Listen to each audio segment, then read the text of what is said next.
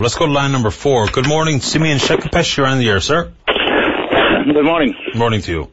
Yes, is this Patty? Yes, it is, sir. Yes, Patty, I don't know last time we spoke about the Muskrat Falls, how the people are being treated at the site, and there's still ongoing problems over there.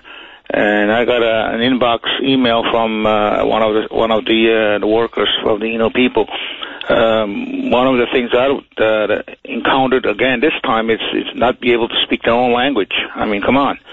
And so, just let's dig into that a little bit. So, Simeon, the last time we spoke about that, the issue was that the Innu people were told not to use the Innu language on the work site because they were the only ones who could understand it, and the others felt left out. Or was this about health and safety concerns? How did they brand it so far as telling them that, how did the brass say they could get away with it by telling them not to speak Innu? And that's a good question, but. I mean, young lady they were getting off the work. I guess they were probably in the bus, and they were told not to speak Innu. I mean, come on, they're off the work. I mean, they have a right to speak their own language while they're talking to one another. I mean, I have Innu people here that I spoke to Innu, and every time I speak to them, I have to speak Innu because that's our mother tongue language. I'll ask you another question on that front, Simeon. When we have workplaces like, it's interesting what goes on in Quebec where they disallow folks who cannot speak French fluently to be able to work on some of these sites. When we have people, Aboriginals, working on Muskrat Falls site, should there be any cause or method where the workers should be able to be fluent in English so that all the instructions for health and safety, the orders of the day, given your instructions how you're to perform your task or what it is exactly you're working on, is it realistic to require English as a functional language for employees? I'm not disputing that, Pat, but what I'm disputing is when Innu people are off to work and they want to speak their own language, I mean, come on, I mean, everybody has a right to speak their own language. I mean, yeah, I can understand at the site, you have to be able to speak English. What if a person that is not fluent in English, let's say a French guy, has no understanding of English, but he has a qualification and credentials, and that's the only language that he learned. He was French, and he went to French school, and he learned that language, the French, to get his certificate, whatever, diploma, whatever. Yeah. I mean, come on. Well, I'm just asking questions, and that's all. So when and that's what I'm not addressing to you, but I'm making a statement here because it is impossible. Like, let's say I'm a certified engineer, and I'm a French guy, and my staff are all English, and I couldn't be able to communicate with them if I'm only speaking French. But on top of that, I have to have a translator. Yeah, I mean, it doesn't make any sense at all. No, it's actually a really tricky issue that you and Aboriginals are facing on the work site. I ask questions like, if I have a job posting available and one of the requirements is to be able to speak fluent English, is that unfair? And I'll just ask it as a broad stroke question, whether it be regarding French or if you speak German fluently and only German. Italian or whatever the case may be. Whatever, right? Yeah. But anyway, I think, Gilbert Bennett wrote me a letter back in September 2013, I believe. I was on there about this discrimination and harassment at that time, and I was a bad chief at that time. And I believe, if my memory corrects me right, one of the statements, the paragraph stated the impact benefits agreement between Nalcor and Energy and Innu Nation that they're providing a workplace of free discrimination and harassment. And this is a prime example. And also they have policies and protocols. And I believe the companies are pushing our people away, so that way our people will be discouraged and leave the sites, and the Innu will not be left there to work. And that's my gut feeling. Or it's a pure discrimination and harassment continue on and on and on. And I think that's got to stop. And I'm going to be flying this week over Goose Bay this week and meet my own people, the people at Muskrat Falls. And I think it's time to take the facts from the Innu people at the Muskrat Falls or Voices Bay, for that matter. And I think it's time we got to listen to our people, and I think it's gone too long, and it's time we got to strengthen our IBAs.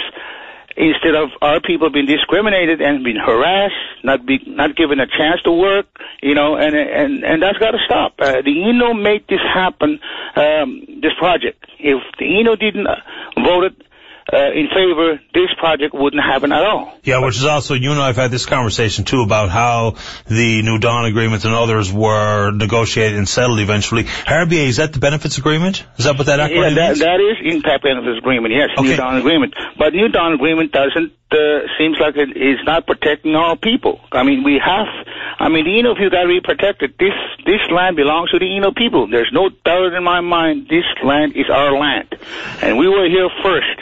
And I think it's time we got to flex the muscles. And I'm sick and tired of it. I mean, I waited for 2 months to other chiefs to step in, and they have not stepped in, so I'm going to step in now. And I think I'm going to do something about it because, first of all, I'm going to be talking to my Innu people and listen to them. And I think it's time that we listen to our people, and it's ongoing. I mean, September 2013 a letter was addressed to me when I was a band chief, which was on the First Nation, and now I'm a deputy grand chief in Innu Nation, and we're still facing the same problems over and over. Let me ask you another couple of quick questions here, Simeon. When I saw the last benefits update, the benefits agreement update for the numbers of people employed at Muskrat Falls, the Aboriginal number was very close to the benchmark set in the overriding benefits agreement, wasn't it? Aren't you seeing the people hired, or is that your issue, how they're treated when they get there? Because I thought the numbers that I saw were very reflective of the benefits agreement. Yeah, I don't dispute that. I don't dispute it, because I think what I'm going to be disputing is, I mean, we have good numbers in Shashashi, which is good, but in Natwashi, it's really hard. There's only few numbers.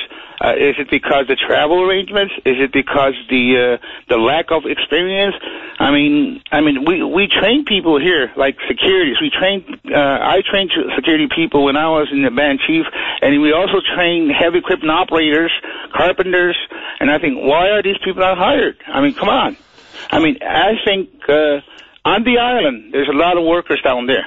But people are telling me there's problems over there, and those problems I'm going to find out. Somehow, one way or the other. I'll find out, I'll collect them, document them, and slam the facts to the companies, what they're doing to our people. And I think it's time we're going to do something about it. There's no doubt in my mind I will do something about it, because I'm sick and tired of this. But my people want to work. They want to make money. They want to put the food on the table with their kids. I mean, but it's not happening. But all they got to do is being harassed, name calling, racial profiling. So there's no need for that. Two questions before we run out of time, sir. When it comes to the stereotyping and when it comes to being isolated or attacked, ridiculed on the job site, many people will also say that's a two-way street, that some members of the Aboriginal community and part of that workforce behave very similarly to their white counterparts so far as they treat each other unfairly. And that, of course, is wrong if either side does it. But is it also a two-way street where the Aboriginals are not as kind as they should be to other people on the site as they are also feeling themselves? So we have people fighting back, playing the same game. Is that fair? I think that's a fair statement, but I think keep in mind this, we always tell our people, don't treat people that way. We always tell them that. And I believe I said that to young people. I said, don't go be treating people like that. Don't be calling names that. Just do your work. We always say that. We try to encourage them not to do it. And if that's the fact, then I need to hear about it from the other side too. Yeah, because that way we meet the halfway. But if it's not happening, and people are being treated this way, and no doubt in my mind, cross Canada, there is a racism going on, and everybody knows it, and we got to end it. And somehow we got to get along. But if it's, you just can't call the names, not to speak English. Don't do that. You don't do that to the humans. I don't dispute that there is certainly some racism that persists in this country, and it's certainly not is poorly founded and is boorish behavior, but I think how you treat others will reflect how they treat you, and I know that's a two-way street, and I know you agree. Simeon, is one of the answers here to solving this problem if that were Innu in management positions, so we could have on-site all the time someone aware of and identifying some of these issues that you represent, and also when it comes to the language barrier, he can have a translator with every single employee, but if you had someone in a supervisory role, that a lot of your complaints would go away?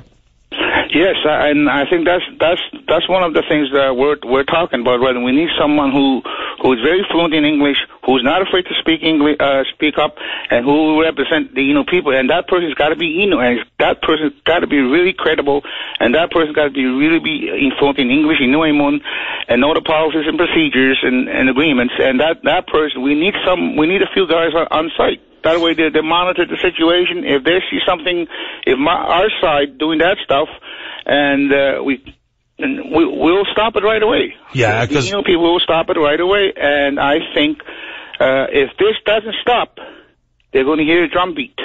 Yeah, because the fair play has got to be two-way street. I always understand, and I'm empathetic towards the things you bring forward. If we have Whitey treating Aboriginals poorly on the job site, then that is really terrible behavior and it has to stop. We have a benefits agreement, that's clear. And if Innu workers are also doing the same to their white counterparts, that also has to stop, because that's just fuels the tension on site. Both sides got to stop, and that's the goal I'm going to try to make, because it's. But I know my people are treated so bad, and there's a lot of stories came out there last week, and I haven't get a chance to speak to some of those people yet. But I will eventually talk to my people and say, look, guys, what's really happening at Muskrat? Let's iron it out. Let's see what can we resolve. If we can resolve it. When you have opportunity to speak to more people in your community to get to the bottom of some of these issues, an update is always welcome on the show. Safe travels. Thanks for this morning. Okay, thank you, Patty. Thanks, Simeon. Bye-bye. All right. Yeah, the tension on the workplace is probably very real, like the tension in many workplaces. And it is a two-way street, as Simeon, I think, rightfully acknowledges.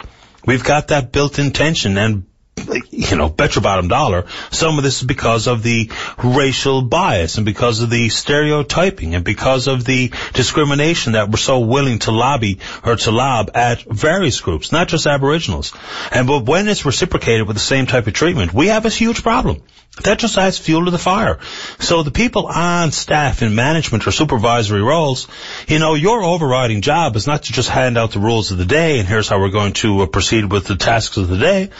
But when the place gets out of hand so far as tension goes, no one can do their job. So I understand Simeon's point, and I'm glad he acknowledges that it's a two-way street problem here, and something's got to be done because it's important. But the benefits agreement is not pandering to a group. The benefits agreement is a legitimate, pragmatic approach to hiring. Aboriginals first, Labradorians then from the island, and then from elsewhere. So if we're going to satisfy it, it can't be just rhetoric, black and white on a piece of paper that's meaningless. It's got to be real. And I also have to consider that the training that has been afforded to some people, and not just Aboriginals, so that they can get a job on this site, have the experience so they get the next job in the next mega project, whether here or elsewhere. This is critical stuff. Giving people the wherewithal to be trained and the ability to actually get meaningful, gainful employment. That's what this is supposed to be. Development of skills, development of trades, opportunities and experience on your CV, right? It's important stuff.